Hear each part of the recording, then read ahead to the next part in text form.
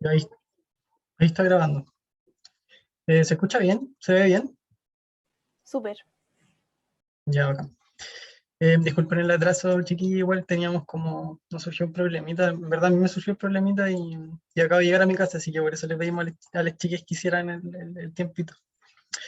Hoy día vamos a ver la clase de Sistema Reproductor 1. Yo no veo su chat, o sea, lo que mandan, ni veo sus caras ni nada, así que si tienen dudas, eh, ahí ya les cabres como dijeron, o por el chat también me avisan. Cualquier cosa activa en el micrófono, como ustedes quieran. Me interrumpen, no. Ya. Bastián. Estos son los contenidos que vamos a ver hoy día, son los tipos de reproducción sexual, asexual, sistema reproductor femenino, todo lo que tiene que ver con gametogénesis de gameto femenino, la regulación hormonal también, ciclo menstrual, obviamente, y en reproductor masculino vamos a ver el aparato reproductor masculino, la regulación hormonal en varón y también la gametogénesis de gametos masculinos. Y también vamos a hablar un poco de fecundación al final de la clase. Primero vamos a ir al Menti, igual estamos como reatrasados, no sé si... Yo igual le daría porque está como súper bueno, son dos cositas súper chiquititas. 5 minutos, pues, como que un recuerdo. Tienen que ir a esta página de acá y anotar el código que va a salir acá en el...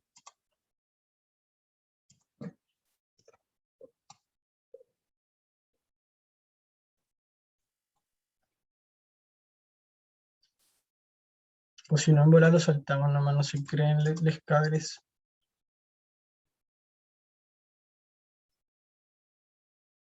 Igual es tarde.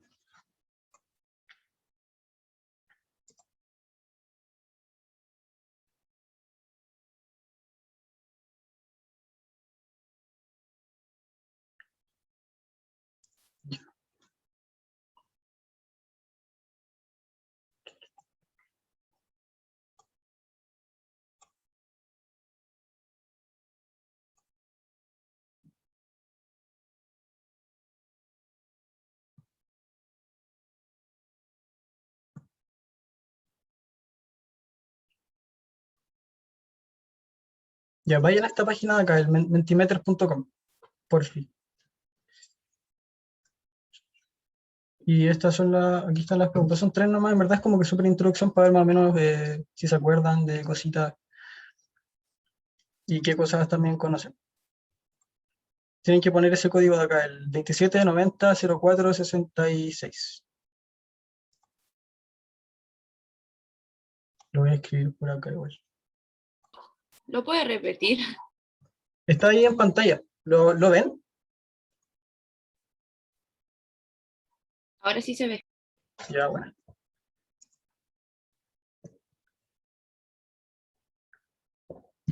Y ahí tienen que poner tres conceptos como que relacionen a la reproducción, súper cortito, como que en verdad cualquier cosa que sea reproducción de cualquier tipo.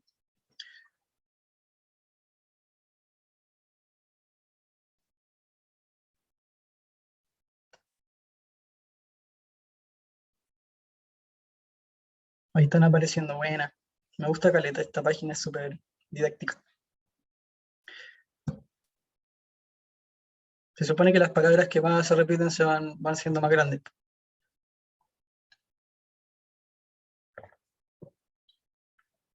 Harto mitosis, harto gameto, gametogénesis, folículo. Folículo va a hablar mi compañera en la parte de reproducción femenina. Población, ¿no? Individuo, familia, asexual.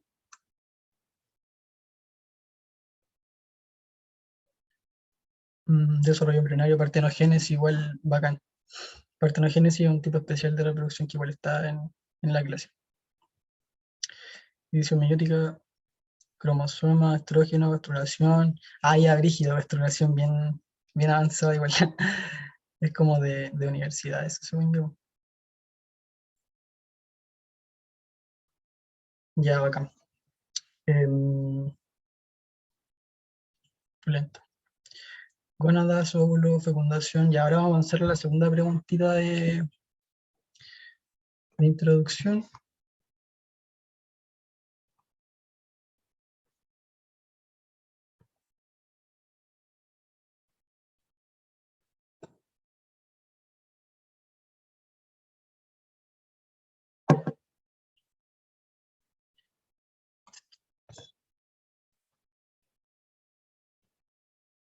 Ya, esta es la segunda. ¿Qué elementos conoces de la regulación de hormonas sexuales? Elementos así como conceptos cortitos, si quieren las hormonas que están como involucradas, de las que se acuerden, de lo que estaban hablando antes. Sí, estaban hablando como de eso.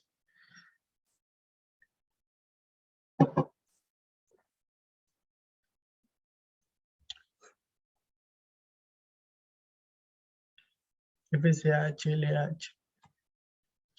Este no es de nube, sí. Ah, sí, es de nube, buena. Ah, no, no es de nube. Ah, sí, sí es de nube.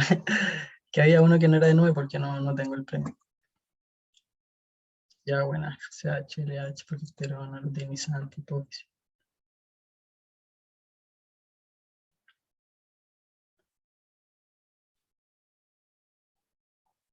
Hormonas esteroidales, feedback.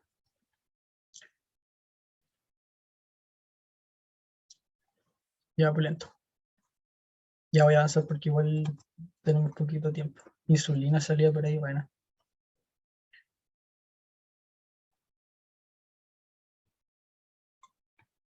Ay, qué raro. Ya, filo, había una tercera, pero ahora mismo no la vamos a ver. No me acuerdo de qué era, pero falló. Ya vamos a empezar la. Vamos a seguir, ¿no? Gracias por participar. Ya, entonces vamos a empezar con tipos de reproducción. Tenemos que la reproducción es súper, súper, súper, súper, súper variada. Eh, Y obviamente la dividimos en dos tipos por término, en términos prácticos, pero al final hay muchos casos en los que se pueden presentar ambos tipos de reproducción, que sería sexual y sexual, como las abejas, por ejemplo, que tienen el tipo especial ese de la partenogénesis, que lo vamos a ver después, y los hongos que generalmente se reproducen de las dos formas y tienen un aparato, ambas reproducciones se pueden presentar en algún momento de su desarrollo. Las bacterias son típicamente asexuales, ¿no es cierto? Como tenemos acá una gran positiva, una gran positiva, una gran negativa acá. Hongo acá, ¿no es cierto? La estrella, que también tiene un tipo de reproducción que es súper particular de ella, que la vamos a ver también. Ameba, bla, bla, bla, está más relacionado con la asexual, que es la que está a la izquierda, con organismos unicelulares, ¿no es cierto? Pero igual hay organismos multicelulares como la estrella, la abeja y organismos bien complejos que igual la pueden tener. Y en el caso de la reproducción sexual es súper, súper variada y ahí después vamos a decir una cosita cortita sobre eso, pero principalmente vamos a ver reproducción asexual. Entonces la reproducción es un proceso biológico que es fundamental, ¿no es cierto?, para generar un organismo y a través del que se produce la transmisión de la información genética. La asexual se basa en la mitosis, eso es como que igual eh, tenerlo presente siempre, la sexual es mitosis, no es mucho más que eso, y la sexual se basa en la meiosis y tiene que ver con la producción de gametos a través de la meiosis y después su fusión, pues, ¿no es cierto? Y eso genera gran variabilidad porque hay una combinación de cromosomas, de material genético, que en el caso de la sexual no se da. En la sexual se dividen individuos y generan descendencia idéntica a la de la célula madre. Entonces acá nosotros tenemos la meiosis, todo el tema, termina la meiosis 1, tenemos células haploides y después vamos a tener células haploides con una sola cromática. Reproducción asexual, entonces acá están las mismas imágenes que teníamos en la primera diapo. Tenemos acá distintos tipos de esporas de hongos, que la esporulación es un tipo de reproducción asexual. Eh, Amebas que también vamos a ver, insectos que tienen que ver con la partenogénesis. Eh, Partimos entonces con la fisión binaria, o bipartición que también que le dicen. Se dan organismos unicelulares, eso es importante, y la célula madre progenitora origina células hijas idénticas. Tenemos acá el caso de un bacilo, una bacteria que se está dividiendo, ¿no es cierto?, en fisión binaria. Esto es una imagen en un microscopio electrónico, si no me equivoco. Y las amebas también, que son protozoos, ¿no es cierto?, se pueden dividir de esta forma y algunas lo hacen no solamente en dos partes, sino que en muchas partes, como tenemos acá en el esquema. En el caso de la yemación, tenemos que se duplica el material genético dentro del organismo, eh, se duplica, ¿no es cierto? Y este se acerca al borde de la membrana se evagina y genera un brote, y ese brote, ¿no es cierto?, se separa posteriormente del individuo del que era parte con el material genético y va a generar otro nuevo, individuo igual al del que salió. El caso de la hidra, que está acá el esquema, ¿no es cierto? Es como típico, y también en hongos se da que se reproducen por llamación cuando se reproducen de forma asexual, porque los hongos se reproducen de forma asexual y sexual. En este caso tenemos acá un hongo súper, hiper conocido, como que si van a estudiar algo en la salud, los demás que lo van a ver, la cándida, que se reproduce por gemación, y estas pelotitas de acá serían entonces, ¿no es cierto? Eso, cuando no se separan genera una estructura que igual lo hace ser como más patógenos, pero eso no viene al caso. Profe, en el chat están diciendo que vaya un poquito más lento. Ya, vale, sí, voy más lento. Gracias. Ya. Ya, entonces eso en cuanto a brote. Igual si tienen preguntas o dudas, me interrumpen nomás ya. Se lo tomo. Entonces sería el ejemplo como típico de la gemación que se da en hongos levaduriformes que se llaman. Y el ejemplo acá que tenemos es el de la Candida albicans. Ya. Fragmentación o escisión, que también se le puede llamar, se dan organismos multicelulares. Entonces acá igual hay una diferencia. Y se trata de la simple escisión o fragmentación de un individuo, un organismo multicelular, que posteriormente va a dar origen a dos individuos idénticos, y la estrella de mar es el caso como insignia típico. Eh, Se da en otro tipo de organismos que por ahí estuve leyendo, pero en verdad son como que no, muy freaks, no me acuerdo ni siquiera de cuál era su nombre. No. Profe, disculpe, es que en ¿Ya? el chat una compañera dijo que si podía repetir la diapo anterior a esta, Ya. por favor. Esta. La anterior, por favor. Ya. Ya, entonces en el caso de la gemación, es cuando el material genético lo divide, ¿no es cierto? Este organismo lo divide en su interior. El material genético se va a acercar, obviamente, por todo su citoesqueleto, su mecanismo celular interno, van a acercar el material genético hacia un borde del organismo, de la célula en cuestión. La membrana a la que se va a acercar va a evaginarse, o sea, como a generar un brote hacia afuera, y ese brote después se separa. Pues acá, por ejemplo, acá la imagen, ven el cursor, ¿cierto? Genera el brote. En este caso, el material genético va a estar en esta sección, porque está duplicado. Se va a hacer parte de esta vesícula, sí, es como una vesícula, y después va, ¿no es cierto?, a separarse del organismo del que era parte, y va a desarrollarse y van a ser organismos idénticos.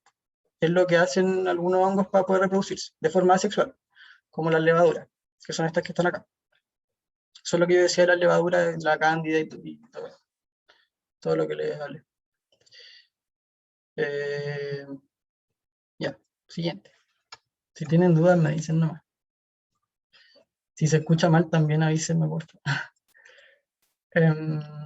Ya, entonces la fragmentación era eso, la división, literalmente la estrella de mar, como que le sacan un bracito o se rompe un bracito y va después a desarrollar los bracitos que le sobran a partir de incluso el bracito que quedó solito. Y eso, la fragmentación, sí, eso sería, eso es lo más importante de la fragmentación. Ya la reproducción vegetativa es la generación de individuos, ¿no es cierto?, a partir de células, tejidos o partes de una planta madre. Se da en el reino vegetal, generalmente a través de raíces, tallos y hojas, y tiene que ver con hartas técnicas que se ocupan en la agricultura, eh, como que hace mucho tiempo, hace miles de años podría decirse, y también se siguen haciendo en la actualidad. Por ejemplo, el esqueje, que se usa harto en la jardinería y en algunas plantaciones de uva, por ejemplo, que se corta un tallito, y el tallito después, donde tú lo plantís, cuando tiene contacto con tierra, va a desarrollar raíces, ¿no es cierto? Y genera otro individuo idéntico, bueno, muy parecido al que del mismo material genético, esa es la cuestión, del mismo material genético del que se sacó. Eh, También por estolones, ¿no es cierto?, que es lo que pasa con las frutillas, que es esta ramita, ¿no es cierto?, que sale, que podría ser cualquiera de estas otras ramitas, que al final tiene contacto en alguna de sus partes con la tierra, y por proceso obviamente químico-biológico va a empezar a desarrollar raíces y va a salir otra plantita de frutilla. También por rizoma, que es una cosa parecida a los estolones, pero es bajo tierra, que da origen a nuevas plantas, se ve harto en lirio, en laureles, en flores, en bulbos y en tubérculos que son más que nada, más que reproducción, su fin es el de propagación. El propagación como en un terreno. Obviamente se reproduce para hacer eso, pero por ejemplo en el caso de los tubérculos y los bulbos, eh, su función particular es como que son reservorios de nutrientes de la planta que está, de la que es parte. Y tubérculos, ¿no es cierto? Obviamente tenemos las papitas y en los bulbos ajo, cebolla y todo ese tipo de plantas. Ah, y las suculentas que puse acá, que es como que igual típico de este tipo de producción y es súper bacán como que cultivarlas. Tengo una amiga que las planta y como que igual es bacán, sí, caleta como para la salud mental y como que empezar a darle amorcito y todo el tema, porque igual tiene que ver como con el cuidado que se le da a la planta. Se le sacan hojitas y de una hojita sale una planta entera nueva, si es que se hace como con cuidado. Ya, la esporulación. eh, se genera una estructura llamada esporangio, y esta va a generar esporas a partir de las que se van a generar individuos completos nuevos. La esporulación se da principalmente en hongos y también se da en bacterias. En el caso de hongos, puse acá el diagrama y una imagen de un hongo que igual se ve harto en salud, que es un hongo filamentoso, que es Aspergillus, que se reproduce de forma asexual a través de la esporulación. Tiene esta célula especializada que es un conidióforo se llama, y tiene conidios que van a liberar este tipo de esporas que son asexuales.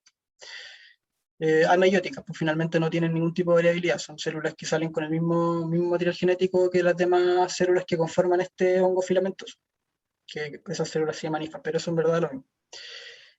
El punto es que tienen esta estructura especial que se encarga de la esporulación, y en este caso el conidióforo sería el esporangio. Y también se da harto en las bacterias. Bueno, acá hay distintos tipos de esporas, que en verdad ahora mismo no viene al caso como que empezar a verlas cada una. Y también se da la esporulación que era lo que iba a decir, en bacterias. Y este caso es el de una Clostridium difficile, que es una bacteria gran positiva, que igual tiene harto que ver en la etiología de muchas diarreas e infecciones intrahospitalarias y también en comunidad. Y su forma de espora es resistente a altas temperaturas y a distintos tipos de desinfectantes, entonces también tiene un objetivo como de resistencia, pues, como que de hibernación, en el caso de las bacterias. El hecho de que generen esporulación, además de reproducirse, y la hace mucho más patógena, la hace mucho más resistente a lo que se puede hacer desde la salud como para erradicar ese tipo de enfermedades que están asociadas a este patógeno. Es súper típico el Clostridium de las carreras como de la salud. Entonces eso con esporulación. Y acá tenemos un cuadro resumen. Si tienen dudas me dicen nomás y me devuelvo a ver el micrófono y lo hago. Tenemos el cuadro entonces acá, fisión binaria, que es súper simple, se divide, o bipartición también que se llama, se divide y genera dos células idénticas.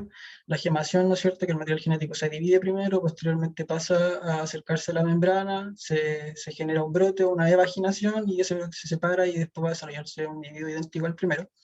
La fragmentación, que no se da en individuos unicelulares, sino que se da en organismos multicelulares, por eso no tiene como núcleo, donde se escinde una parte, también se llama escisión, y se generan después dos organismos, se van a desarrollar los dos, van a recuperar esta parte acá en ese caso, y toda la otra parte. Vegetativa, ¿no es cierto? Acá tenemos una ramita que se saca, se planta, la ramita desarrolla raíces y vuelve a ser un individuo idéntico genéticamente al primero, del que se obtuvo la ramita, en ese caso sería por esqueje, que era ese tipo de reproducción vegetativa. Y la esporulación, que se da, que sean los casos que vimos recién, ¿no es cierto?, donde el material genético se duplica y dentro de la misma célula se envuelve en membrana plasmática, por eso acá cambiaron de color, se envuelve en membrana plasmática dentro de la célula y posteriormente se libera. ¿no es cierto? Se libera, es como en forma de vesículas, pero son mucho más que vesículas, porque son bien resistentes, como dijimos en el caso de las bacterias, tienen todo este tema de la pared celular, y eso les va a conferir mucho más resistencia, además de que no utilizan nutrientes en ese periodo, porque están como en un estado que les confiere esa resistencia y que es como un estado de hibernación. Eh, ya, y eso sería como el cuadro de resumen. Y acá están las ventajas y las desventajas de la reproducción asexual, que es la que hemos estado viendo ahora, donde vimos estos 5 tipos de reproducción: fisiominaria, gemación o yemación, fragmentación o escisión vegetativa de los distintos tipos, esqueje, estolón, tubérculo, bulbo y esporulación. Y obviamente las ventajas son que genera una gran cantidad de descendientes en muy corto tiempo, es súper rápida y súper como que eficaz en ese sentido, porque perpetúa un genotipo específico de forma súper rigurosa. Y también es obviamente útil para organismos que son inmóviles o sésiles, porque no tienen que estar buscando pareja con la cual, o gametos del sexo opuesto con los que fecundar su óvulo, o con el que un espermio podría fecundar un óvulo. Pero claro, entonces la ventaja acá en el cuadro, como que resumía, es que los organismos pueden, si están bien adaptados, pueden expandirse rápidamente y así ocupar todos los recursos de los que disponen en ese entorno que les daba esa ventaja. Y la desventaja más importante, obviamente, que no tiene variabilidad genética, que produce poblaciones que son genéticamente similares e idénticas en la mayoría de los casos, y si las condiciones ambientales llegasen a cambiar, eh, no en la mayoría de los casos, en todos los casos, porque es una característica de la reproducción asexual. Si las condiciones ambientales llegasen a cambiar, y fuesen favorables, bueno, igual hay otros mecanismos con los que pueden ser como que distintos las células descendientes de sus progenitoras. Mecanismos como más de la regulación de la transcripción y la traducción de su material genético, que eso los podría llevar a ser distintos, pero en la práctica el material genético se mantiene, pues el mismo, eso es lo importante. Entonces, desde ese punto de vista, no genera variabilidad genética porque todos los descendientes son idénticos en cuanto a material genético. Y si llegasen a cambiar esas condiciones ambientales, la población podría verse expuesta a la extinción en un corto tiempo porque no tienen con qué agarrarse, ¿no es cierto? La reproducción sexual tiene lo de la variabilidad genética, que lo vamos a ver ahora cortito antes de que pase a hablar mi compañera. Pero antes está la partenogénesis y el hermafroditismo, que son casos especiales de reproducción. El hermafroditismo, que es el más fácil, son organismos que presentan un sistema reproductor mixto, ¿no es cierto? Y tanto masculino como femenino, por lo que pueden generar gametos de ambos tipos y pueden autofecundarse, que eso es lo importante, eso es como lo útil. Y pueden gestar o pueden hacer que el individuo del otro sexo llegue a gestar. Puede ser secuencial o simultáneo.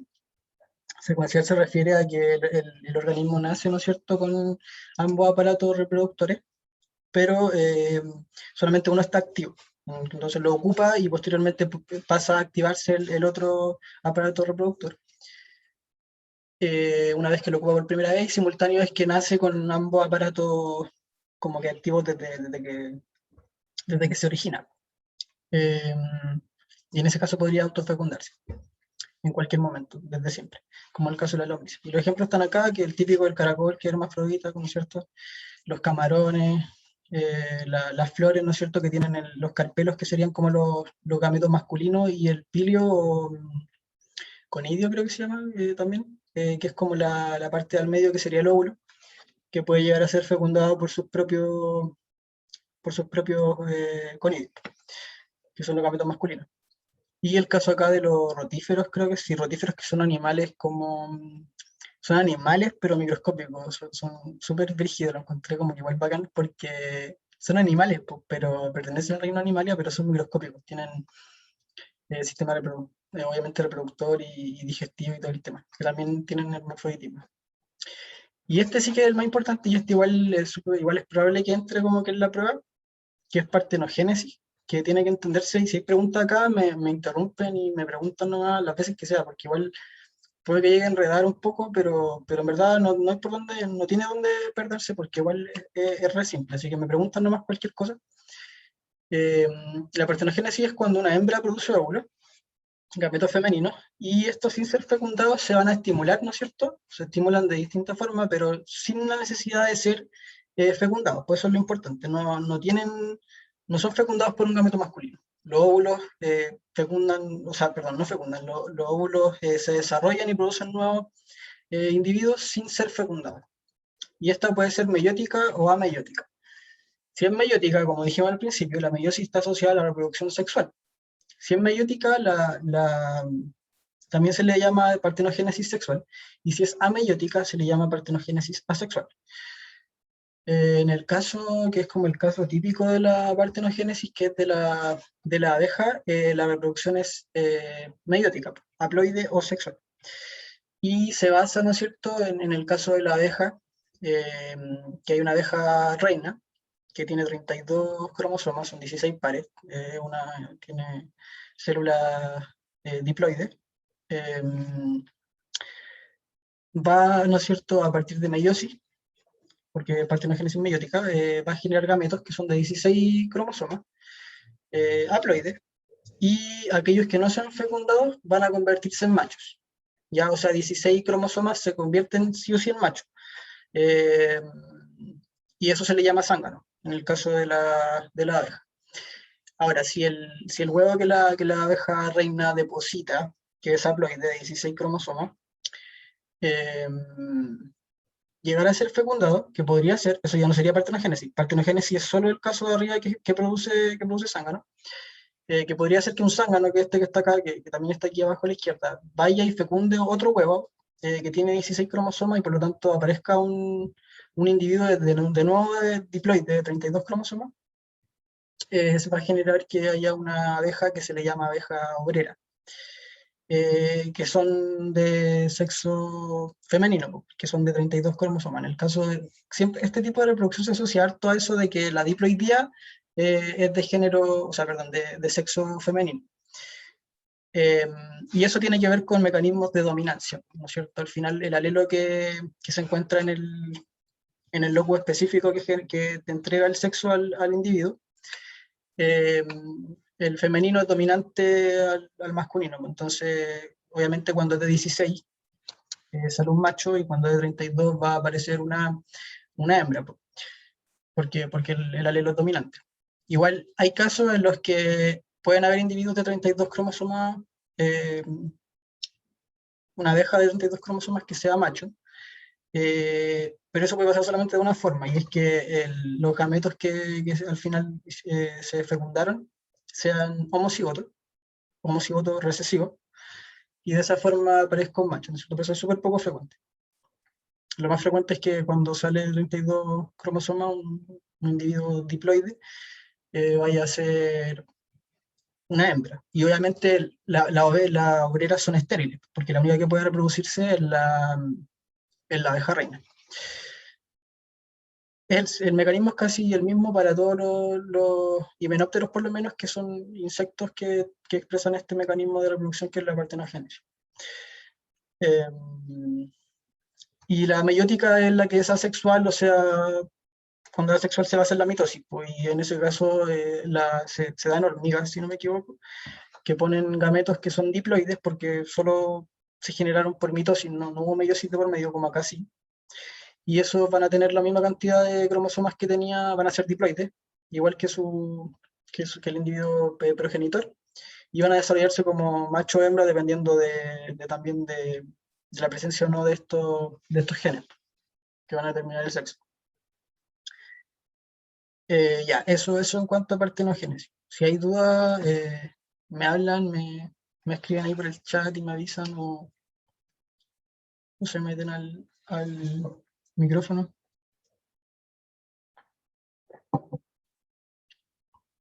Si no hay dudas, igual digan por el chat que no hay dudas para ser tranquilo. Sí, es bacán la partenogénesis. Bueno.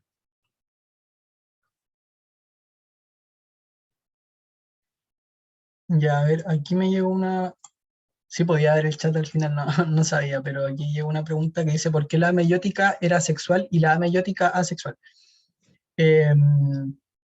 Porque la reproducción sexual, como que por definición, se basa en la fusión de gametos, ¿no es cierto? Y estos gametos, para ser tal, tienen que haber pasado por una meiosis. La meiosis genera gametos, ¿no es cierto? Genera células que son haploides, que conocemos como gametos, por masculino y femenino. Entonces, la partenogénesis tampoco es ajena a eso, pues cuando hay meiosis de por medio, como el caso de la abeja, eh, va a generar, ¿no es cierto?, estos organismos que podrían llegar a ser fecundados y podrían generar un nuevo organismo. Y en el caso contrario de ser una partenogénesis ameiótica, producen gametos que tienen la misma cantidad de cromosomas y van a generar un individuo idéntico al que lo engendró. Ya, bacán. Mm, Ya, igual no confundirse ya, porque, a ver, igual caché ahora que está un poco enredado. Em, Se le dice sexual por el hecho de que pasa por una meiosis y que puede también dar paso a que exista reproducción sexual, ¿ya? O sea, me explico. En este caso, la partenogénesis en sí es un tipo de reproducción asexual, ¿ya? O sea, la meiótica y la ameiótica son reproducción asexual, por eso están en esta parte de la presentación. Eh, Porque como ven acá, esto para generar la partenogénesis solamente esta parte de acá arriba. Para generar este individuo macho que es un zángano, no hubo fecundación, por lo tanto no hubo sexo de por medio, no hubo una fecundación de por medio, entonces una reproducción asexual. Se le llama a este tipo de reproducción, a esta partenogénesis meiótica, como haploide o sexual, porque al mismo tiempo que se generó el zángano de 16 cromosomas, eh, puede darse que venga otro zángano, ¿no es cierto?, y fecunde el mismo huevo que daría origen a un zángano y produzca otro organismo, y esta sí sería una reproducción sexual. Pero esto de acá no es partenogénesis. Lo de abajo es reproducción sexual, porque hay fecundación y porque hay gametos haploides de por medio. ¿Ya? No sé si ahí queda un poco más claro, como que en verdad ahora que lo digo en vuelta se siente enredado, pero en verdad no es tan enredado. La partenogénesis es esto que está acá arriba y es asexual, sea cual sea, meiótica o ameiótica, es asexual y se le dice de esta forma por lo que les comento acá. En el caso de la ameiótica, eh, va a generar la hormiga en este caso, va a generar, como ejemplo, gametos que tienen la misma cantidad de cromosomas, que no sé cuántos son, pero supongamos que la madre tiene 40, va a generar por mitosis gametos que también tienen 40, no 20, sino que 40, y esos van a ir para allá, van a ser individuos macho o hembra. Ya, eso. La partenogénesis es asexual, ese es el punto.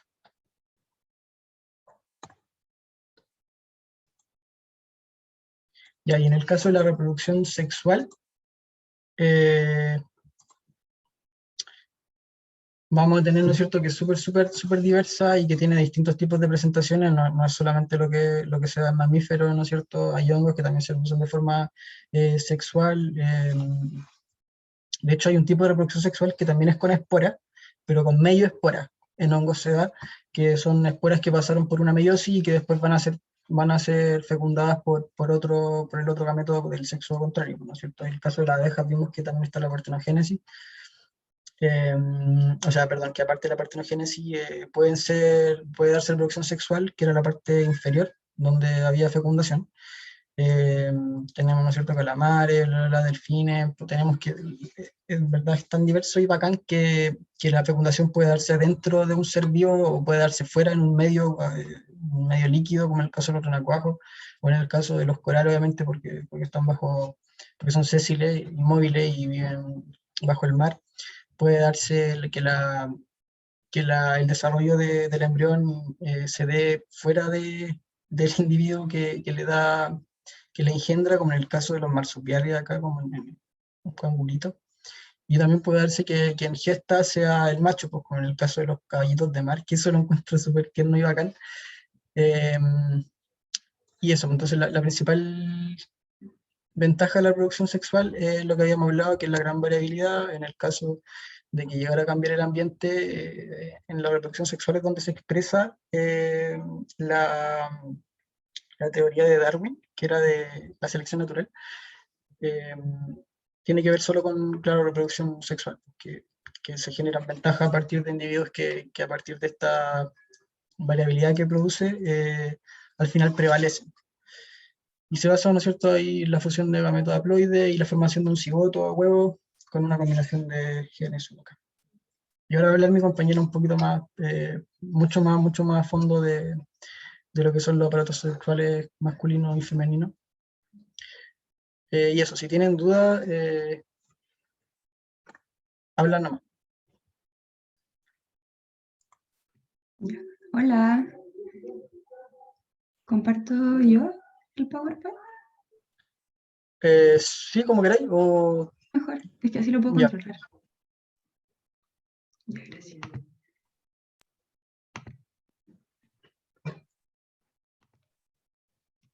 Ya. Bueno, yo tampoco creo que puedo ver el chat, así que también me interrumpen nomás.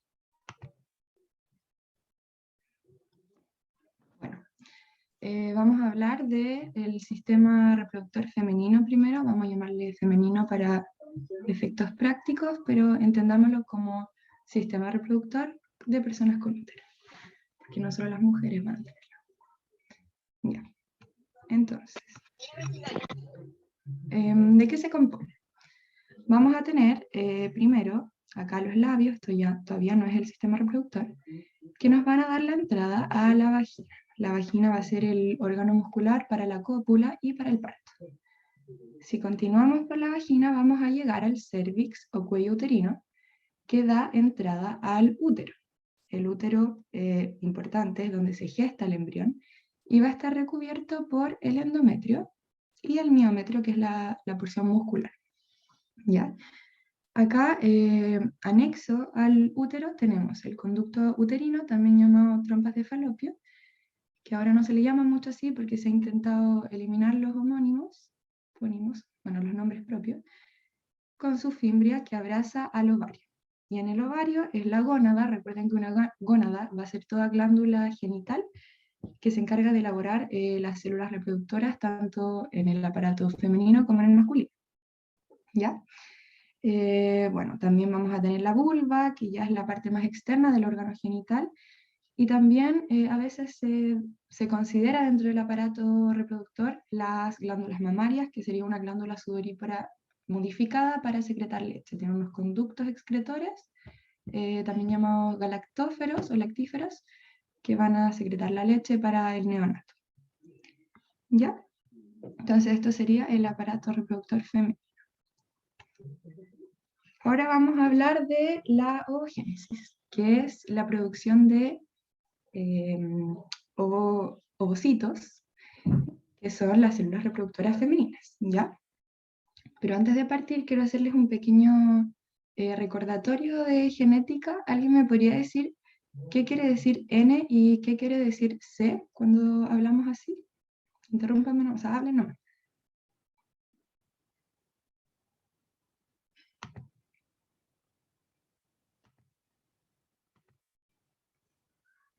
Ay, me quiere decir que son pesados conmigo. Ahí están diciendo. Ya, C, número de cromátidas, y N, muy bien, si es haploide o diploide. Entonces C va a ser la cantidad de ADN, y N va a ser, claro, si tiene o no cromosoma homólogo. Entonces, este proceso de producción de ovocitos va a comenzar en la etapa prenatal, o sea, cuando adentro de la guatita de la mamá, con estas células primordiales, que tienen una cantidad 2C de ADN y 2N, o sea que son diploides. Va a haber una proliferación de estas, es decir, una serie de mitosis que se van dividiendo, produciendo muchos ovogonios. Recuerden que en la mitosis no hay cambio ni de la diploidía ni del número de cromosomas. Entonces estos ovogonios tenemos muchos, ¿ya? Luego va a haber una etapa de interfase que es especialmente el crecimiento. Ya estamos pasando a duplicar el material cromosómico, ¿ya? Todo esto dentro de la etapa prenatal. Y cercano al parto, ya van a haber aproximadamente 300.000 ovocitos 1 en profase 1. ¿Ya? Acá ya había ovocitos 2, 2N4C, y partimos con la meiosis 1. Recuerden que en la meiosis tenemos 2 partes. ¿Ya? Entonces nos vamos a concentrar solamente en este ovocito 1. Va a ser su meiosis 1 y vamos a obtener un ovocito 2, que ahora es haploide, pero sigue con una cantidad 12 de cromosomas, de material genético. ¿Ustedes ven hasta acá abajo? Que yo no puedo ver. Pero bueno, espero que sí. ¿Ya? Va a haber una maduración, esta etapa se llama maduración, la meiosis 1 y la meiosis 2. Y acá tenemos escrito menarquia, porque menarquia, lo vamos a ver un poquito más adelante, es la primera regla, la primera menstruación. Entonces acá ya no estamos más en la etapa prenatal, sino que cuando ya comenzó la etapa de la pubertad de las personas con útero. ¿Ya? Entonces este ovocito 2 va a tener N2C, pero a la vez este ovocito 1 también dio un polocito 1, que no nos va a servir de nada, ¿verdad? No es una célula reproductora propiamente tal. También N2C, pero no lo vamos a tomar en cuenta. Y luego va a haber una meiosis 2, que nos va a dar este huevito, llamémosle, y otro polocito, y estos otros polocitos también, 2 polocitos más, ¿ya? Es muy importante que sepamos que este no va a llamarse óvulo, sino hasta el momento de que sea fecundado. Entonces, cuando uno dice, estoy ovulando, en verdad no está muy bien dicho, estoy como ovocitando. ¿Ya? Porque ¿qué pasa? Que en cada ovulación, que lo vamos a ver un poquito más adelante, los ovocitos 1 que están detenidos en profase 1, miren, acá, ay no, todo mal, perdón, y acá, detenidos en profase 1, van a ser ovulados, salen a las trompas de Falopio, ¿ya? Y ahí continúan su meiosis hasta metafase 2. Y acá se quedó en metafase 2, este de aquí. Solamente si es fecundado, o sea, si viene un espermatozoide y lo fecunda, va a continuar su meiosis 2 haciendo anafase y telofase 2, y recién ahí lo vamos a llamar óvulo, ¿ya? Porque recién ahí va a pasar a ser NC. Acuérdense que antes no. Y si no es fecundado, se va a quedar en metafase 2. Entonces, antes de hacerle esas preguntas, ¿alguien tiene una pregunta?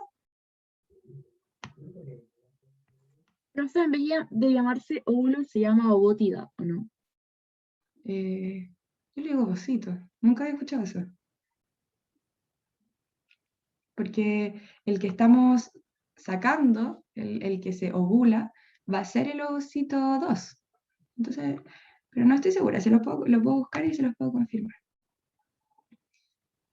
Profe, ¿Sí? el polocito 1 no tiene ninguna función, ¿o sí? No, ni una. Tiene el mismo Ah, ya. material genético, pero no tiene ni una. Entonces, por eso yo les quiero preguntar esta pregunta. ¿Cuántos ovocitos 2 se obtienen a partir de un ovogonio? Si alguien se acuerda.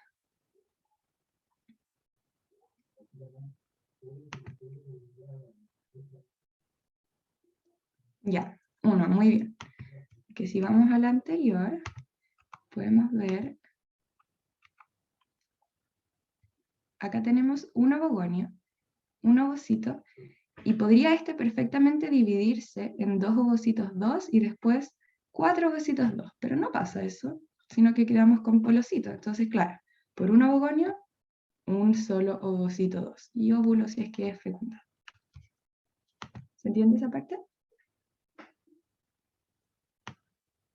Creo que sí. Y lo otro, ¿qué creen ustedes que sucede con este ovocito 2 si es que no es fecundado? Aparte de quedarse en metafase 2.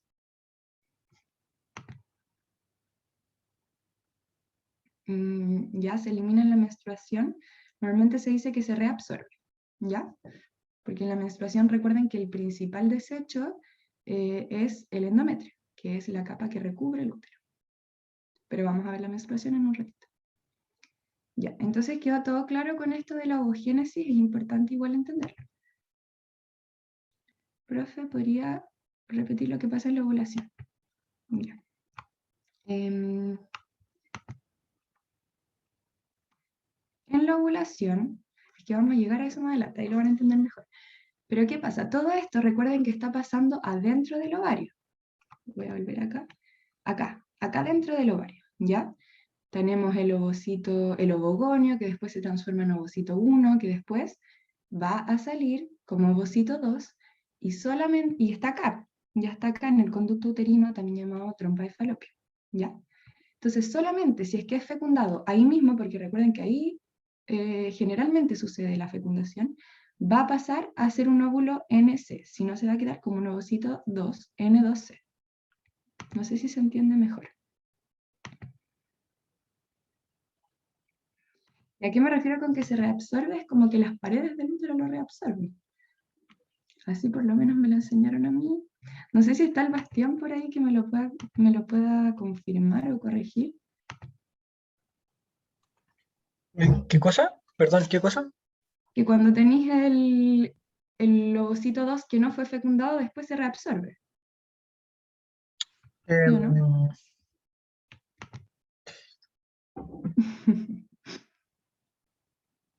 Sí, o sea, no estoy seguro de si se elimina. Sí, no, sí, creo que sí se reabsorbe. Y porque normalmente... Ay, ¿qué hice? Perdón, soy yo media tonta con la tecnología. Según yo sí, se reabsorbe. No se elimina con la menstruación. Pero quédense con que es como que el cuerpo lo reabsorbe y sus nutrientes y lo que tiene después lo va a volver a utilizar para otra cosa. ¿Ya? ¿Por qué no puedo ver el chat? Interrúmpanme nomás si tienen preguntas. Ya, y no sé qué otra pregunta me habían hecho antes. Creo que había leído algo de cómo pasa de N2C a NC, porque lo que pasa es que sale como N2C, y recuerden que en la meiosis 2 es cuando se elimina esta duplicación de cromosomas, de material genético, ya solamente al finalizar la meiosis 2. Entonces, solamente en el momento, nosotros tenemos el ovocito 2, viene el espermatozoide, lo está fecundando, y ahí recién empieza a terminar esta meiosis 2, hace su anafase y su telofase, y queda NC preparado para unirse, después lo van a ver con el Bastián, fecundación, va a unirse con el espermatozoide, que también es NC, entonces ahí va a dar lugar a un nuevo individuo. No sé si se entiende mejor ahí. Ahí me salía el chat.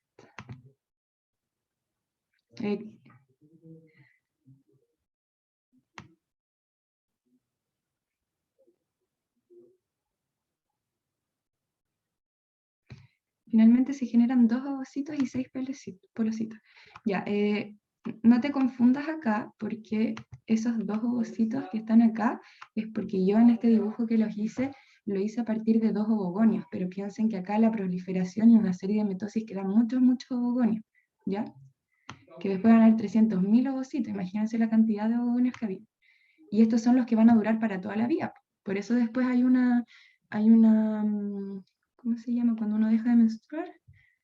Oh, se me fue la palabra ahora. Bueno, ustedes me entenderán. Ahí nosotros tenemos como nuestro stock listo. A eso me refiero con que eso, nace con todos sus ovocitos listos, a eso mismo me refiero. Y el polocito no es lo mismo. La menopausia, sí, perdón, ando medio tonta. El folículo no es lo mismo que el polocito, el folículo lo vamos a ver ahora mismo. ¿Ya? No sé qué otra pregunta me han hecho en el chat. Finalmente se generan, sí, eso les estaba respondiendo. Acá yo puse solamente 2 ovogonios para el ejemplo, y por eso vemos 2 ovocitos 2 y 6 polocitos, pero no es así. Si lo quieres tomar como por 2 ovogonios, claro, va a ser así, pero no por uno. Y no el proceso en general tampoco. Sigamos, que creo que me estoy dando muchas vueltas. Ahora vamos a pasar a las hormonas sexuales y la regulación de estas hormonas sexuales. Ya recuerden que toda hormona sexual va a ser sintetizada a nivel gonadal, de las gónadas. Dijimos que la gónada, en el caso del aparato reproductor femenino, iban a ser los ovarios. ¿Ya? Y en el caso de la mujer, las principales hormonas sexuales van a ser el estrógeno y la progesterona. Ya. Entonces vamos a partir hablando del efecto y el control de los estrógenos y progestágenos en la mujer. Cuando alcanzamos la pubertad van a aumentar los niveles hormonales, van a estimular el funcionamiento de los ovarios, el útero y el resto de los órganos sexuales.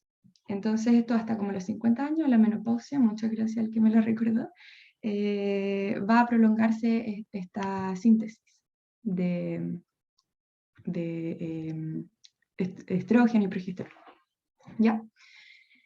¿Y qué pasa? Como a los 12 años aproximadamente vamos a tener la menarquia, que es la primera regla, que corresponde al desprendimiento natural del endometrio, que es esta capa que recubre el útero, que se acompaña de una hemorragia, es decir, sangre, ¿ya?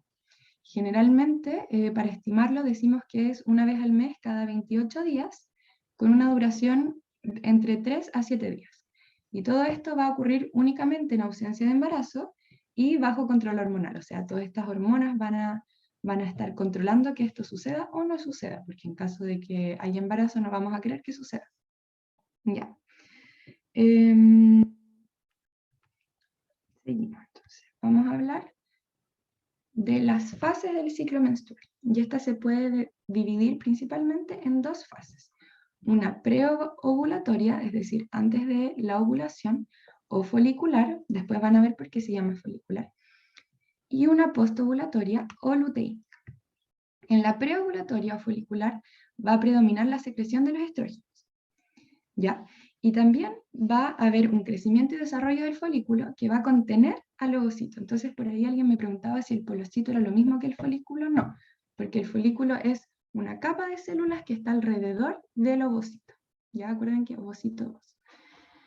Y en el día 14 aproximadamente, por el pic de una hormona que se llama LH, va a ocurrir la ovulación y este ovocito 2, como nombrábamos antes, que se expulsaba del ovario, va a salirse del folículo y se va a ir hacia el conducto uterino. ¿Ya? Y luego de este pic de LH vamos a llamarle la segunda fase, la fase postovulatoria o luteínica. Y acá va a predominar la secreción de progesterona por el cuerpo lúteo. ¿Y qué es el cuerpo lúteo? Va a ser el remanente, o sea, lo que queda de este folículo del cual se salió el ovocito. Y la principal función de este cuerpo lúteo es producir progesterona para proliferar el endometrio. ¿Ya? Entonces acá yo les hice un esquema. ¿Qué pasa? Tenemos en el hipotálamo, en la cabeza, la secreción de GnRH, que es la hormona estimuladora de gonadotropina. ¿Ya? Las gonadotropinas van a ser la FSH y la LH. La GnRH va a estimular a la adenohipófisis para que secrete FSH y LH, folículo estimulante y luteinizante. Ya. La folículo estimulante va a ir directamente al ovario a estimular la producción y desarrollo de los folículos.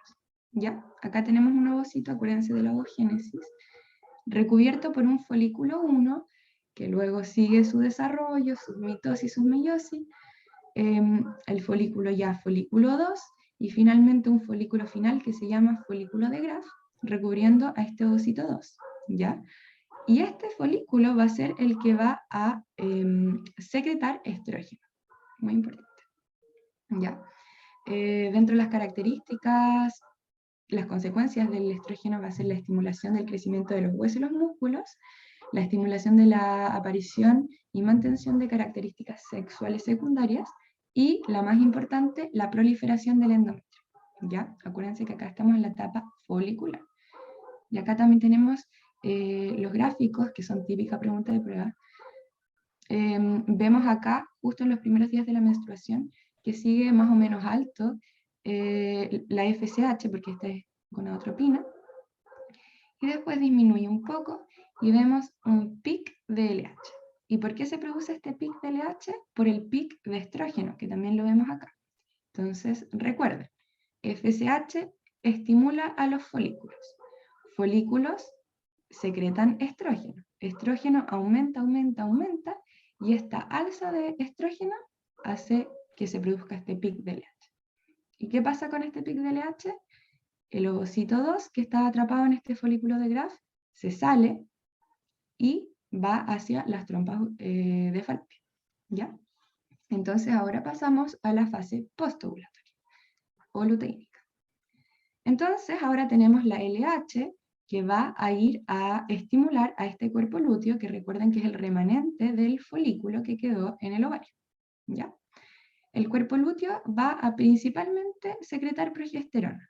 También se dice que secreta inhibina y estrógeno, pero quedémonos con progesterona, la más importante.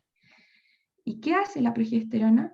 Va a engruesar el endometrio. Entonces, en caso de fecundación, el endometrio va a estar gruesito para albergar a un futuro embrión. ¿Y qué pasa si es que no hay fecundación? El cuerpo lúteo se va a reabsorber y luego este endometrio engruesado va a caer junto a una nueva menstruación, ¿ya? Bueno, acá les hago un pequeño repaso de los gráficos.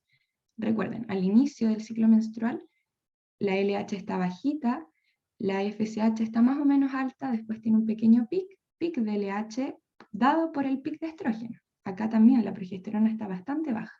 Y luego aumenta mucho, mucho, mucho después del día 14, después de la ovulación, ¿ya? Acá baja la LH, la FSH, acá vemos que va a volver a aumentar porque va a haber una nueva menstruación. Ya estamos llegando al 28, el día 28 o 0, porque lo estamos tomando como una nueva menstruación. Y la progesterona también comienza a bajar.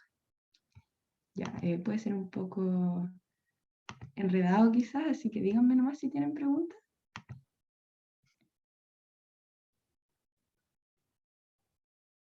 ¿Sí, Consu? Profe, ¿podría volver a la diapo anterior, por favor?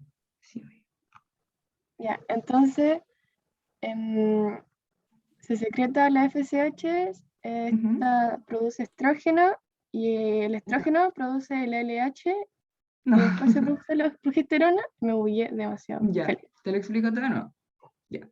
Acuérdate que el estrógeno y la progesterona son hormonas sexuales porque se van a secretar en las gónadas, ¿ya?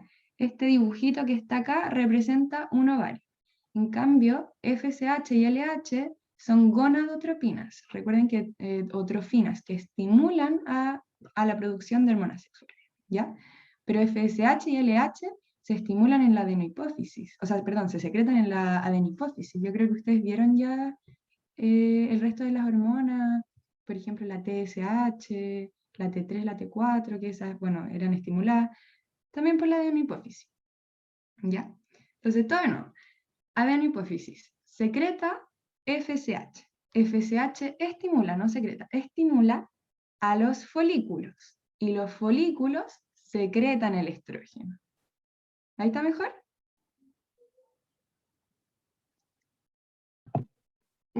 La adenohipófisis, luego FSH, la FSH a los folículos y luego al estrógeno. Folículos secretan estrógeno. Ah, los folículos secretan estrógeno. Sí. Ya, gracias. Y después este folículo se va a convertir en cuerpo lúteo y estimulado por la LH, secretada por la adenohipófisis, van a secretar progesterona. Entonces en el fondo es secreta, estimula, ¿ven mi mouse? Esa es mi gran pregunta. Sí, profe, sí se ve. Ya, entonces es secreta, estimula, secreta. Acá lo mismo, secreta, estimula, secreta. ¿Ahí está mejor? Gracias. Ya, de nada. Ya, seguimos. Bueno, y acá les tengo otra fotito que en el fondo muestra lo mismo. Tenemos un folículo primario con un ovocito 1 o primario, perdón, los folículos desarrollándose, que son estas células que se ven rosaditos, y este acá sería el ovocito. Siguen desarrollándose, y finalmente tenemos este folículo maduro o de Graf con el ovocito secundario, ¿ya? Este ovocito secundario luego se sale del folículo maduro y se va hacia las trompas de Falopio, y nos queda el cuerpo lúteo, que es el remanente del folículo, y que luego se va degenerando en caso de no haber una fecundación, ¿ya? Bueno, después van a ver qué pasa con el cuerpo lúteo en caso de que sí haya fecundación, pero eso ya es otro tema. Ya. Acá, bueno, tenemos de nuevo el tema de los gráficos, que yo creo que sería bueno que se los aprendan o que los entiendan bien, por lo menos. El ciclo ovárico, la temperatura, que también hay una gran alza de temperatura, porque con la progesterona aumenta la temperatura basal de las personas con útero. Las hormonas de la hipófisis, esta es como para la consu, para que se acuerde, la diferencia entre hipófisis y ováricas, las que se secretan en el ovario o en la hipófisis. La LH con su pic al día 14, la folículo estimulante también aumenta del día 14, el estrógeno muy muy presente en la etapa preovulatoria y la progesterona muy muy presente en la postovulatoria. Y acá vemos el tema del endometrio, cómo se va engruesando. Acá la menstruación decae, después vuelve a engruesarse en caso de no haber fecundación, vuelve a decaer. ¿Alguna pregunta?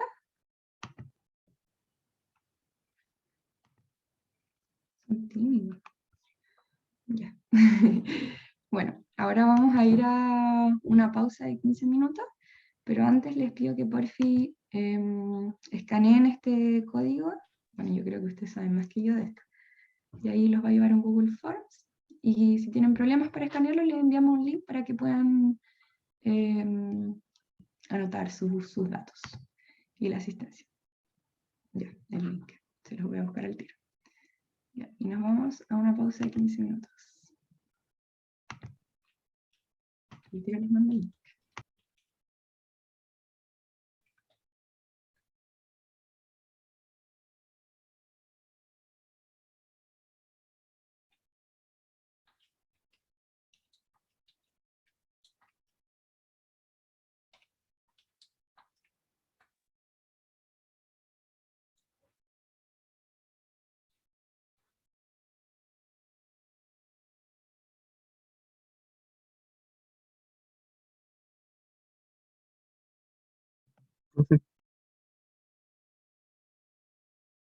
Y voy al tiro, la estoy buscando.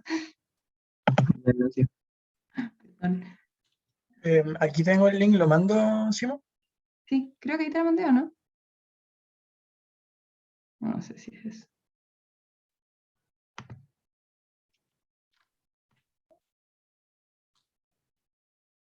Te lo voy a dejar ahí. Y ahí está. Muchas gracias.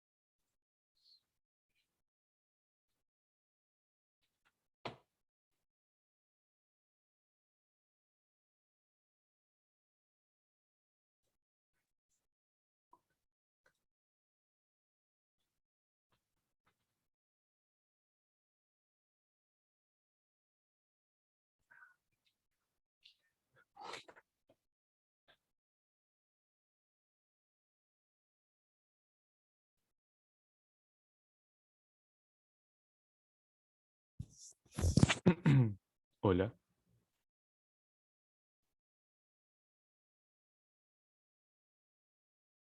Recién me voy a dar cuenta que tenía el micrófono abierto. ¿Dije algo malo? No, nada. Uf, menos mal. Oh, ya cabrón, la droga está bien, tranquilo.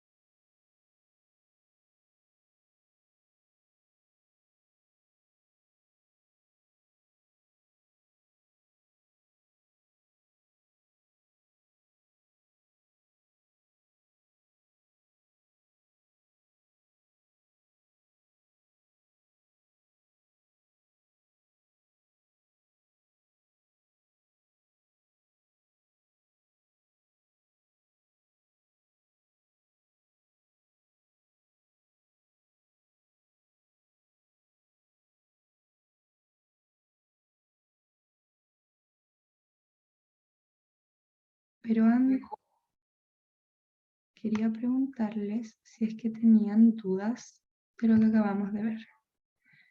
Para que me digan, por fin.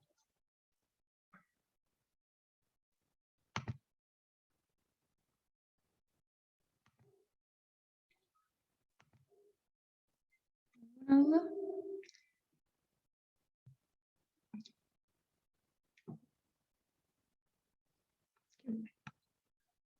Bueno, si tienen alguna duda, me dicen nomás.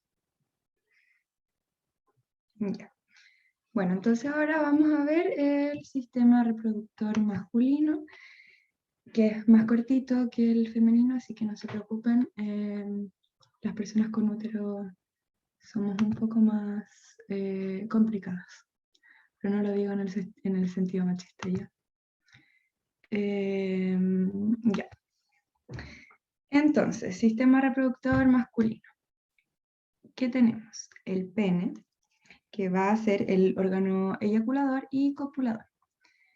Si seguimos acá al lado del pene tenemos los testículos, encima el epidídimo y el conducto deferente.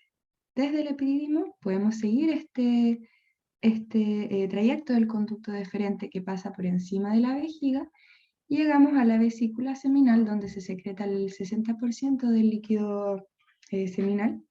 También tenemos la próstata que también va a secretar el líquido seminal y que luego se juntan también con el uréter, con la uretra, el conducto, para llegar a la apertura donde está el glande y el prepucio, la cabeza en el fondo del pene. Y podemos recordar que es un solo conducto tanto para orina como para semen, ¿ya? El prepucio es la piel que reviste el glande es cabeza o punta del pene, ¿ya? Y como dato, este conducto deferente, que es la vía de transporte para los espermatozoides, es el que se liga o se corta durante la vasectomía, ¿ya? Entonces, seguimos.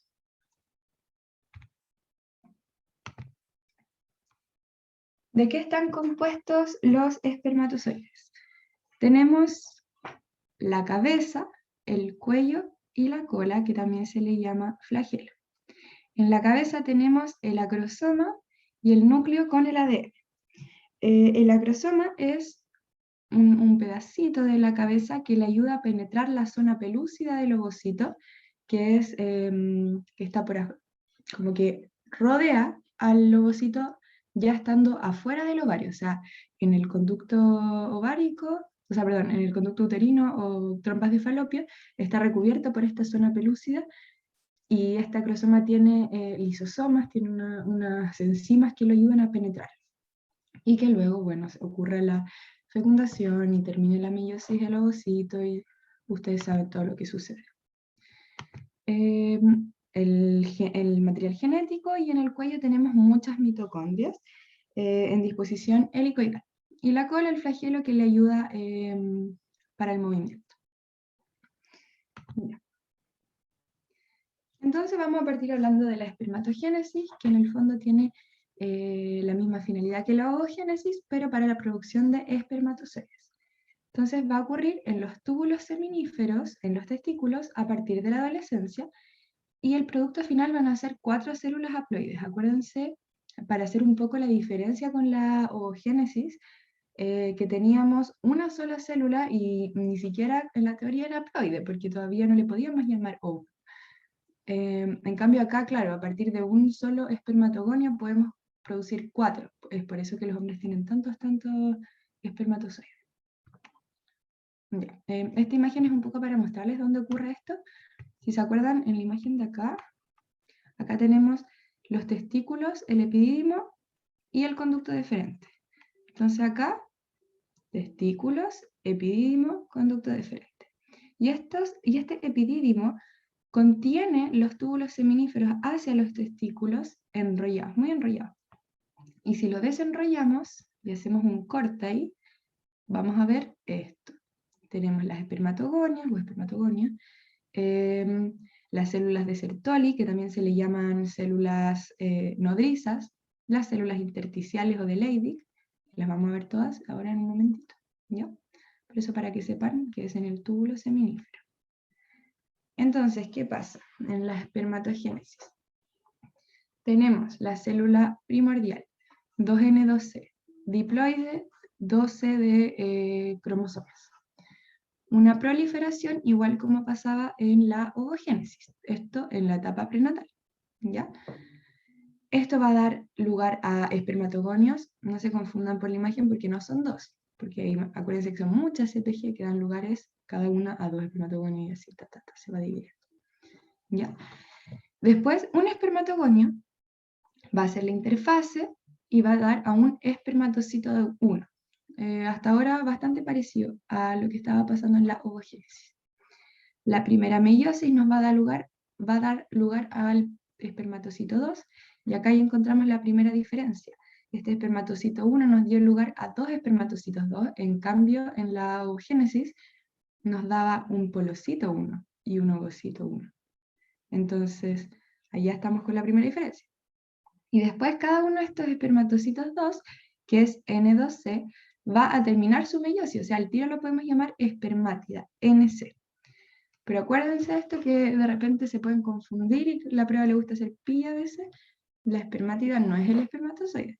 La espermátida, si bien es NC, debe pasar por un proceso llamado espermiohistogénesis para después ser llamado espermatozoide. ¿Ya? ¿Alguna pregunta hasta ahí?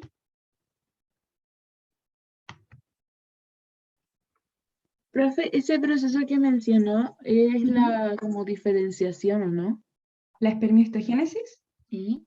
Sí, de espermátida a espermatozoide. Ah, ya. Gracias. Nada.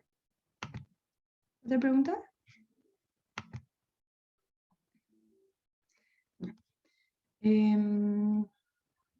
Entonces ahora vamos a hablar de las hormonas sexuales y la regulación de estas hormonas sexuales. Recuerden que tanto en las personas con útero como en las personas con pene va a estar la FSH y la LH, pero la gran diferencia es que en las mujeres está en muy gran cantidad el estrógeno y la progesterona, y en el hombre está en muy gran cantidad la testosterona, ¿ya? Que es un andrógeno. Andro significa hombre. Ya. Entonces acá, bueno, en el mismo esquema que les había mostrado antes, estos son míos de la PSU. El hipotálamo va a secretar la misma hormona, gonadotropina, estimuladora gonadotropina, que va a estimular a la adenohipófisis, que va a secretar FSH y LH. Hasta ahora la misma historia. Entonces vamos a partir con la LH, luteinizante.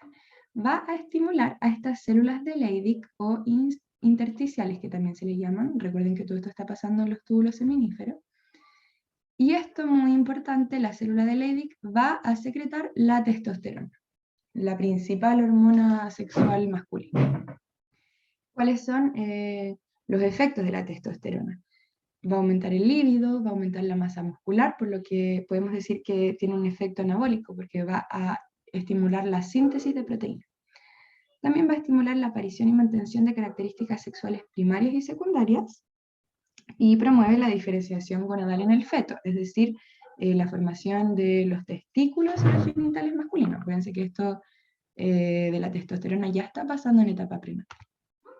¿Ya? Y también otra cosa que podemos decir es que va a estimular la formación de glóbulos rojos, también llamados eritrocitos. Y a este proceso se le llama la eritropoiesis o hematopoiesis. ¿Ya? Entonces eso sería la LH. Estimula la célula de Leydig que va a secretar testosterona.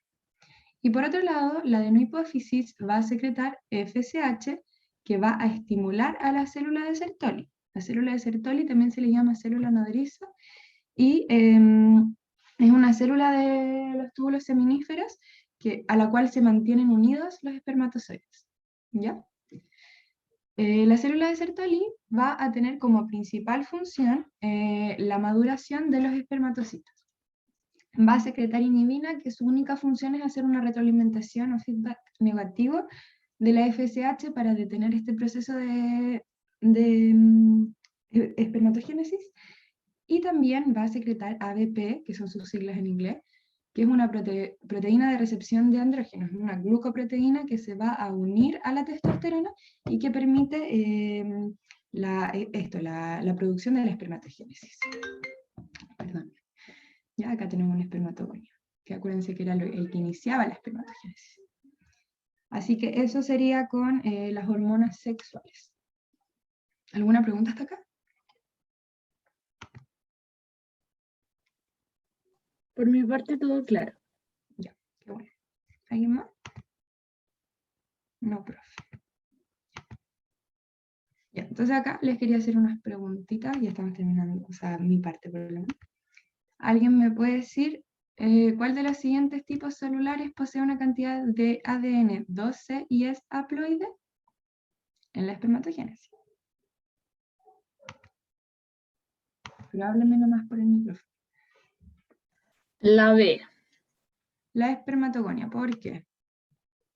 No lo sé. Porque sé ay, no, qué difícil. ¿Segura?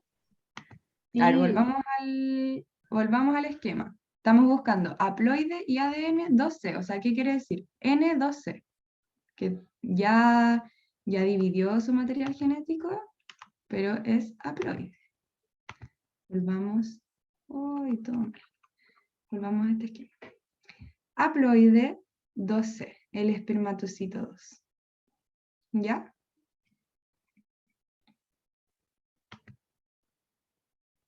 ¿Están de acuerdo? ¿O están en desacuerdo conmigo? La espermatogonia, Sí, como perdón. habían dicho, 2N12. Todavía no separa sus cromosomas homólogos. Ya, entonces espermatocito 2, que no se le olvide, 2N, o sea, N12. ¿Ya? Entonces sería la D. Alguien lo había dicho, la Fiorella. Muy bien. Y la Alice. Y se inhibe la función de la hormona luteinizante, la LH, en un varón. Acuérdense que hacía la luteinizante. ¿Alguien me puede decir qué hacía? Una principal función. Hacía que produciera testosterona. ¿Ya? ¿Y quién producía esa testosterona? Las células de Sertoli. No, de Leydig. ¿De Leydig? Ah, no sé. Sí, muy bien. Ya. Entonces, vayan haciéndolo conmigo. ¿Se vería afectado el desarrollo de las características sexuales secundarias? ¿Qué creen ustedes? Sí, Ya, ¿por qué sí? porque las características sexuales secundarias son por la testosterona. Muy bien. Entonces, si no hay LH, O sea, si hay muy poca LH o no hay, no va a haber testosterona, por lo tanto, no se estimulan, como tú bien dijiste, las características sexuales secundarias. Muy bien, seca. Ya, ¿va a aumentar la producción de testosterona? Al contrario. No, Al contrario, muy bien. Mira que son inteligentes ustedes. ¿Y va a aumentar la masa muscular? Tampoco. ¿Por qué no? Porque según el esquema, la Ujú. testosterona también ayuda a aumentar la masa muscular. Ya, porque es anabólica, o sea, la síntesis de Eso es. proteína aumenta la masa muscular y nos pone muy mamadísimos. Así que sería solo una, muy bien. Ya. Y ahora, bueno, yo los dejo. Y sigue el Bastián. Así que eso. ¿No tienen ninguna pregunta?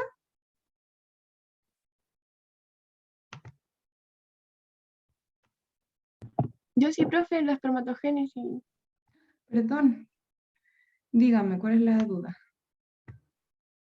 ¿Por qué pasa de 2N, o sea, perdón, de 2N, 2C a 2N, 4C, de espermatogonio a espermatocito 1? Porque acuérdate que al principio se duplica en la interfase, hay un crecimiento, ¿ya? Entonces se está duplicando el material para luego empezar la meiosis 1. Ya, muchas gracias. ¿Entiendes? Sí, Ya, gracias. qué bueno. Ya, chao. Ya, profe, que esté bien.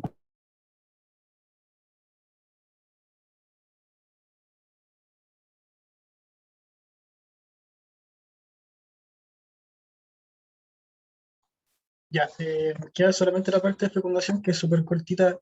Gracias igual por quedarse hasta el final. Ha sido re larga la clase. Pero ojalá que hayan podido entender y resolver las dudas que hayan podido tener. Y entonces fecundación ya habíamos dicho que podía ser externa o interna. Eh, Externa generalmente se da en organismos que son obviamente acuáticos porque liberan su gameto al medio donde se encuentran y fecundan ahí. Eh, y la interna, mamíferos, casi obviamente que todos los mamíferos tienen este tipo de fecundación, los delfines también que son acuáticos, pero también. Y bueno, eso. Pasando a fecundación de seres humanos, que es como lo que más importa en esta parte de acá. La fecundación o fertilización, como ya dijimos, es la fusión entre los gametos sexuales, femenino y masculino, y se da en la ámpula. Eso es importante. Ocurre en la tuba uterina o en el oviducto. El oviducto se divide en estas cuatro partes, ¿no es cierto? Infundíbulo, ámpula, istmo y la parte que es como intramural, que le dicen. Y ocurre la fecundación en la parte de la ámpula. ¿No es cierto? Primero tiene que ser captado, como ya explicó mi compañera, la ovulación o la ovocitación, que debería decirse. Es liberado, ¿no es cierto?, por el ovario y es captado por las fimbrias que tienen el oviducto. Profe, sorry, podría ir un poquito más lento.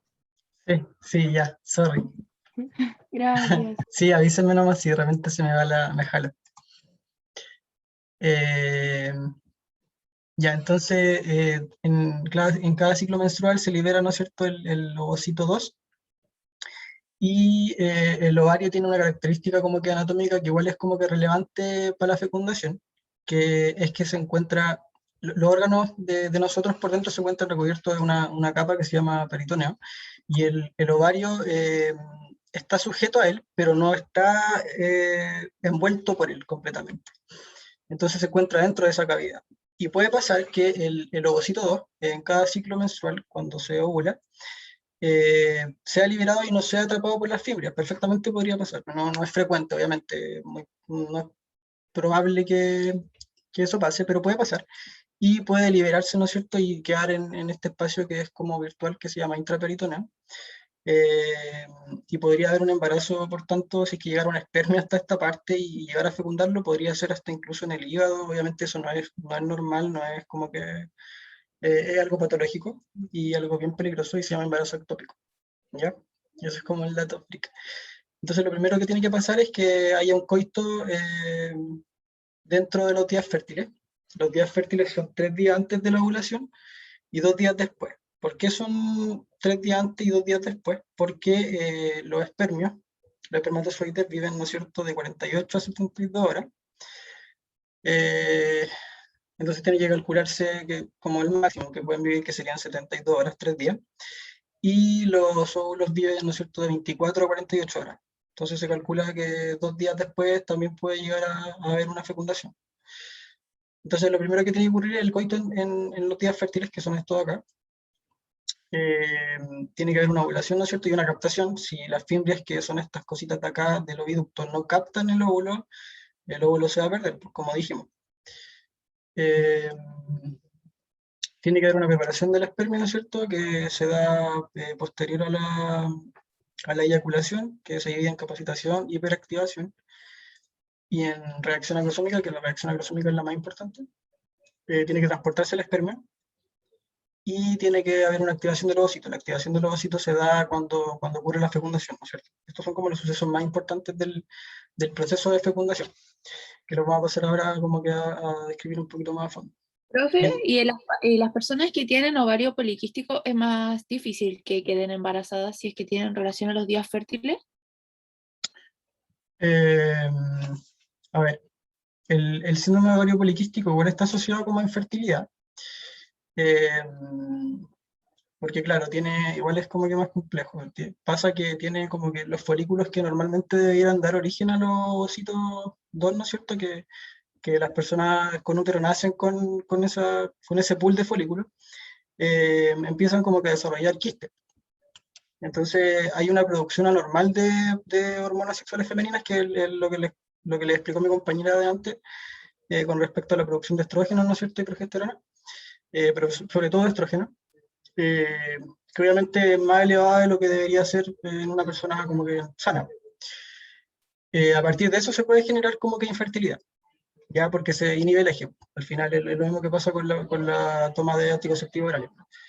Pero, claro, eso se puede tratar. En ese sentido, eso es lo que puede hacer más difícil que se logre una fecundación. No sé si esa era la pregunta, ¿queda claro? Sí, profe, gracias. Ya, bueno. Y entonces ya, pues el transporte del espermio se da como de 2 formas, pasiva o activa. La activa se le conoce como lenta, que es la que hace el espermatozoide, ¿no es cierto?, con su propio flagelo, que es como contrario a lo que uno podría creer, ¿no es cierto?, que los espermatozoides se transportan como que solitos con su flagelo, pero en verdad el flagelo no importa mucho. Y por eso también es importante las partes del ciclo menstrual donde se realice como que el coito, porque la consistencia del muco cervical va cambiando los distintos días del ciclo, y ese es el transporte pasivo, pues, el más importante, de hecho, el muco cervical, ya que se le conoce como transporte pasivo o rápido. Ya ese es fundamental. Si el muco está como muy espeso, no apto para la fecundación es muy poco probable que se logre. Puede pasar, obviamente, y ahí tú vas cachando que hay distintos tipos hay distintos porcentajes a lo largo del mes de la posibilidad de conseguir un embarazo. Pero eso sería como que el transporte pasivo, el muco cervical y las contracciones uterinas. Ya, entonces eso como la parte previa, y ahora la fecundación como tal. Ya para ir cerrando. Se dan estos distintos sucesos. El espermio, ¿no es cierto?, después de ya haber sido capacitado, haber sido hiperactivado y va a llegar a unirse a la zona pelúcida del ovocito, ¿no es cierto?, el ovocito 2, que todavía se encuentra detenido en metafase 2, como describió mi compañera. La capacitación tiene que ver con un proceso que el espermatozoide sufre, que lo hace apto de unirse con la zona pelúcida, ¿no es cierto?, que lo hace capaz de tener la reacción acrosómica que va a tener después cuando se una. Se va a unir a la zona pelúcida a través de integrinas y desintegrinas, que son unas proteínas específicas. Esta unión es especie específica, eso es importante, o sea, no podría algún organismo de otra especie fecundar a un organismo ser humano, ¿no es cierto? Hay especies en las que eso puede variar un poco más, como en el caso de los caballos, ¿no es cierto? Que las yeguas pueden tener como que, pueden tener descendencia con burros y nacen mulas. Eso se da de repente, pero no es el caso. Tenemos la reacción acrosómica. Es imposible que haya una fecundación entre dos especies distintas, o sea, del ser humano con una especie que sea distinta del ser humano. Entonces se unen a través de integrina y desintegrina, se da la reacción acrosómica, que es cuando se fusiona la membrana del acrosoma, ¿no es cierto?, con la membrana del espermatozoide, que les describió delante mi compañera. Esta fusión hace que el acrosoma libere las sustancias que tiene dentro de sí, que son proteínas como que van a ir a lisar, principalmente acrosina y tripsina. Empiezan a lisar acá tenemos el esquema, ¿cierto? Empiezan a lisar la corona radiada. Y posteriormente, ya cuando toma contacto con la membrana del ovocito, que es esta parte de acá, va a fusionarse su membrana plasmática, obviamente va a quedar fuera el flagelo, se va a liberar, y junto con el flagelo también el cuello del espermatozoide, que tenía, si recuerdan, el cuello contenía mitocondria. Entonces acá lo único que va a entrar va a ser el material genético al final con la fusión de las membranas. Ese material genético, bueno, se da esta reacción cortical, que igual es súper importante, porque esta reacción cortical que se da en el ovocito impide que otro espermatozoide pueda entrar, entonces, que eso se conoce como polispermia. Al final entra un espermatozoide y ese espermatozoide va a ser el que va a unirse al otro material genético. Ahora, si llegara a pasar, que puede pasar igual, que entren dos espermatozoides al mismo tiempo, eso daría origen ¿cómo se llama? A gemelos disigóticos. Sí, disigóticos porque a partir de un óvulo, ¿no es cierto?, van a llegar los espermatozoides, van a fecundarlo y van a producir como dos organismos que son gemelos, pero son genéticamente distintos. Distinto al caso de los gemelos monocigóticos, que un solo espermatozoide lleva, ¿no es cierto?, y fecunda ese óvulo, y ese óvulo se divide en dos, y después empieza su proceso de proliferación por separado, donde habrían gemelos idénticos. Ya entonces se da esa reacción cortical, se inactivan ahí los receptores de los espermatozoides porque no puede entrar ningún otro espermatozoide. Se genera el pronúcleo masculino, ¿no es cierto?, que vendría siendo el material genético que estaba en el espermatozoide.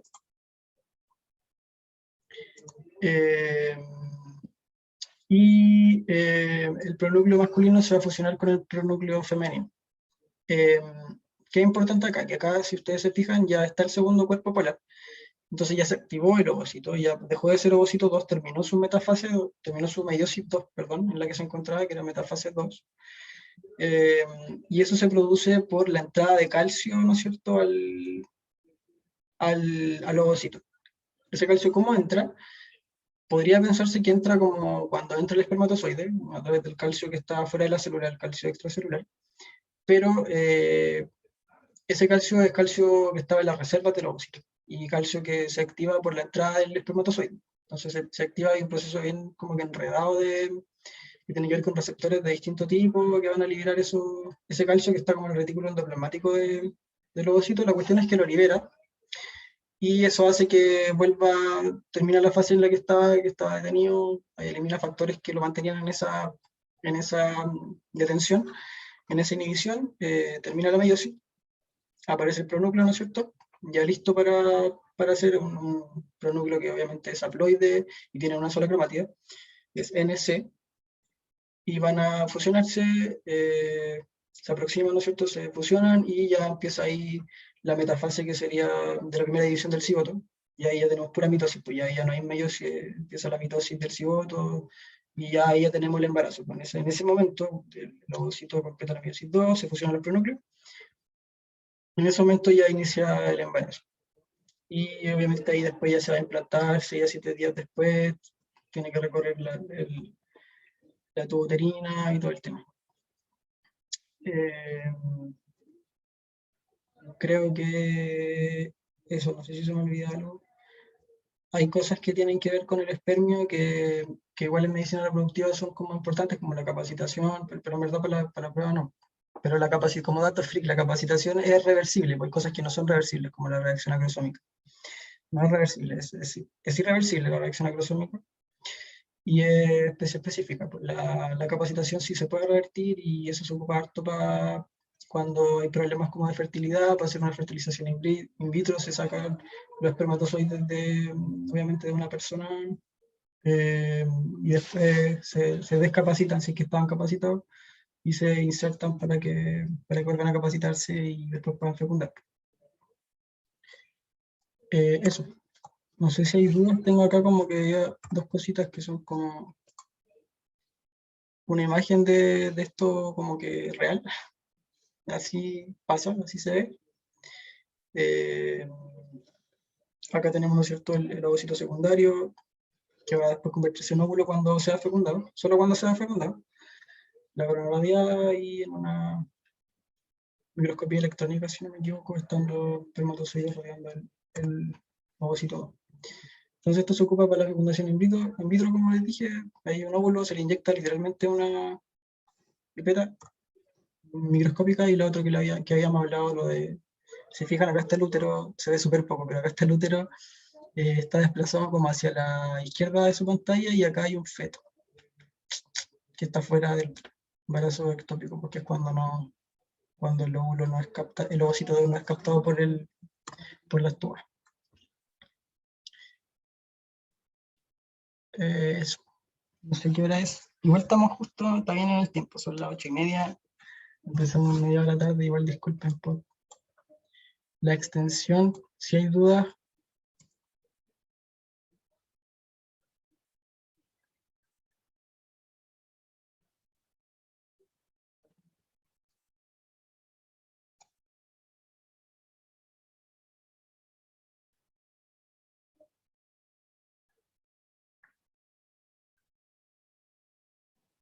Por mi parte no, profe, todo claro. ya. Estoy leyendo los comentarios. O sea, los mensajes.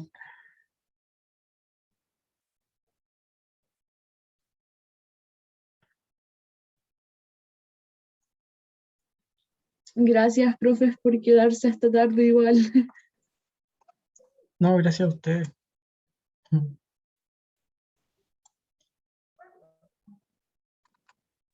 Chao, profe, gracias. Estuvo buena la clase.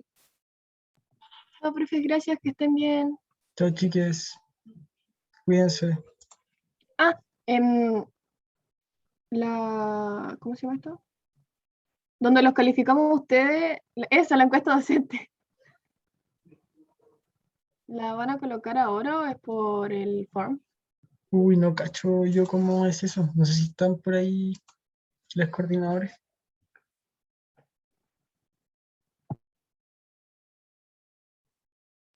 Alguien estaba diciendo ahí que tenía el link, por si lo pudiese mandar, por favor. Ahí está. ¿La lista la pasan por registro Zoom? No, la lista tenés que meterte en el Forms del código QR o también se mandó el link un poquito más arriba.